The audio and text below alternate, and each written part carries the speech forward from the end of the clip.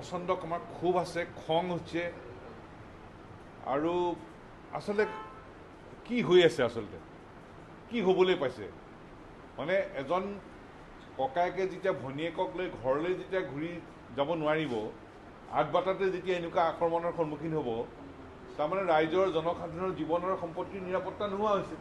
ইয়াত জনসাধাৰণৰ নিৰাপত্তাই নাই।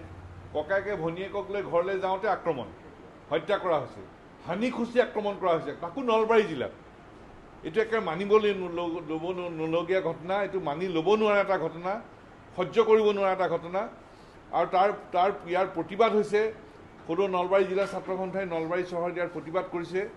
কিন্তু এইটো কথা একদম স্পষ্ট, সমগ্ৰ অসমৰ সদৌ অসম ছাত্ৰ সন্থাৰ সকলো সদস্য আমি খঙত আছোঁ, ক্ষোভত আছোঁ আৰু এইটো সহ্য কৰিব নোৱাৰা এটা পৰিৱেশ সৃষ্টি হৈছে।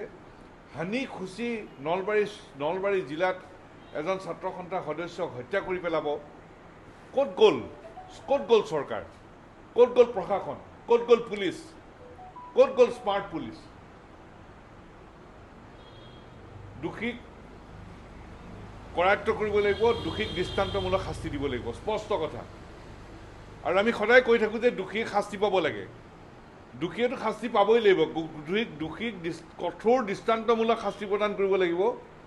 আৰু এনেকুৱা শাস্তি প্ৰদান কৰিব লাগে যাতে কোনেও যাতে ভৱিষ্যতে এনেধৰণৰ হত্যাকাণ্ডত লিপ্ত হ'বলৈ সাহস নকৰে। চৰকাৰলৈ আমি স্পষ্টভাৱে আমাৰ দাবী, স্পষ্টভাৱে সকিয়নি, ককায়েকে ভনীয়েকক লৈ ঘৰলৈ যোৱাৰ পথত নিৰাপত্তা নোহোৱা হৈছে। এইখন অসমত ককায়েকে ভনীয়েকক লৈ ঘৰলৈ যাওঁতে নিৰাপত্তা নোহোৱা পৰিৱেশৰ সৃষ্টি হৈছে।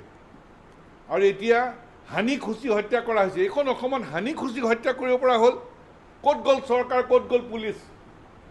আৰু সেইকাৰণে অসম চৰকাৰৰ প্ৰতি আমাৰ স্পষ্ট দাবী, স্পষ্ট সকিয়নি, হত্যাকাৰীয়ে শাস্তি পাবই লাগিব। হত্যাকাৰীক শাস্তি নোপোৱালৈকে আমি ক্ষান্ত নহওঁ। আৰু হত্যাকাৰীক এনেধৰণে কঠোৰ দৃষ্টান্তমূলক শাস্তি দিব লাগে যাতে আন কোনেও এনেধৰণৰ ঘটনা কৰিবলৈ সাহস নকৰে, স্পষ্ট কথা। আৰু যেতিয়ালৈকে হত্যাকাৰীক শাস্তি নাপাব তেতিয়ালৈকে আমি ক্ষান্ত নহওঁ। কালি সন্ধিয়াৰ ঘটনা আজিলৈকে দোষী কৰায়ত্ব কৰিব পৰা নাই। গতিকে প্ৰশাসনে কি ব্যৱস্থা লৈছে, চৰকাৰে কি ব্যৱস্থা লৈছে? এখন বিয়াগুম চৰকাৰ। ককায়েকে ভনীয়েকক ঘৰলৈ লৈ যাওঁতে হানিখুচি হত্যা কৰা হ'ল নলবাৰীত, আৰু এতিয়ালৈকে দোষীক ধৰিব পৰা নাই, দোষীক কৰায়ত্ব কৰিব পৰা নাই। ক'ত গ'ল প্ৰশাসন, ক'ত গ'ল পুলিচ, ক'ত গ'ল চৰকাৰ? স্পষ্ট কথা।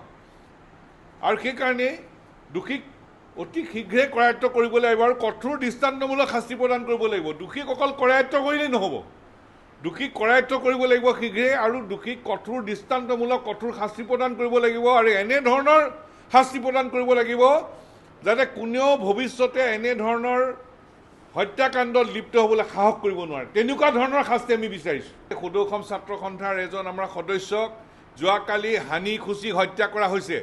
ভনীয়েকক লৈ ঘৰলৈ যাওঁতে আঠবাটতে হানিখুচি হত্যা কৰা হ'ল। ভনীয়েকক আক্ৰমণ কৰা হ'ল। ভনীয়েক এতিয়া চিকিৎসাধীন হৈ আছে। এতিয়ালৈকে পুলিচে হত্যাকাৰীক কৰায়ত্ব কৰিব পৰা নাই। ক'ত গ'ল পুলিচ, ক'ত গ'ল চৰকাৰ? প্ৰশ্ন হ'ল আমাৰ সেইটো। গতিকে দোষীক কঠোৰ শাস্তি দিব লাগিব। প্ৰথম পুথিক কৰায়ত্ব কৰিব লাগিব, আৰু কৰায়ত্ব কৰি শাস্তি প্ৰদান কৰিব লাগিব। সুধিছে যে শাস্তিটো কি, ন্যায় পাব লাগিব। ন্যায়টো কি, এইটো ব্যাখ্যা হ'ব লাগিব। ন্যায়টো একদম স্পষ্ট। নলবাৰী জিলাৰ ৰাইজ, সমগ্ৰ অসমৰ ৰাইজ, ছাত্ৰ সন্থাৰ প্ৰত্যেকজন সদস্যই আমি বিচাৰিছোঁ ন্যায় আৰু হত্যাকাৰীক কঠোৰ দৃষ্টান্তমূলক শাস্তি। কঠোৰ দৃষ্টান্তমূলক শাস্তি মানে কি, ন্যায় মানে কি? ন্যায় মানে হ'ল হত্যাকাৰীজনক এনেধৰণৰ কঠোৰ দৃষ্টান্তমূলক শাস্তি প্ৰদান কৰিব লাগে যাতে ভৱিষ্যতে কোনেও এনেধৰণৰ হত্যাকাণ্ডত লিপ্ত হ'বলৈ সাহস কৰিব নোৱাৰে। সেই কাম চৰকাৰে কৰি দেখুৱাব লাগিব।